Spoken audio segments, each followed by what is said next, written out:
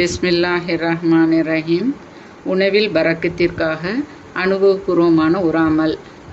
இந்த ஆயத்தை காலை 70 தடவை தொடர்ந்து ஓதி வருவர் உணவு நெருக்கடியை விட்டு பாதுகாப்பு பெறுவர்.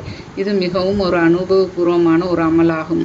ஒரு சின்ன அல்லாஹ்வின் ஒரு திருப்பெயரானது யா ரஸாக்கு யா அல்லாஹ் என்பது உணவு நெருக்கடியை விட்டு நம்மை பாதுகாக்கும். எவ்வாறு மரணம் எதிர்பாராமல் வருகிறதோ அவ்வாறு இரணமும் எதிர்பாராமல் நமக்கு அமையும். அதேபோல் இன்னொரு மிகப்பெரிய ஒரு ஆயத்துள்ளது.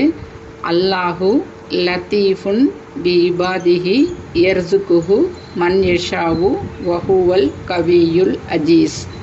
இதனுடைய பொருள், அல்லாஹ் தன்னுடைய அடியார்களுக்கு மிக்க அன்புடையவன். தான் நாடியவருக்கு அவன் உணவளிக்கிறான். அவன் சக்தி வாய்ந்தவன், யாவற்றையும் மிகைத்தவன்.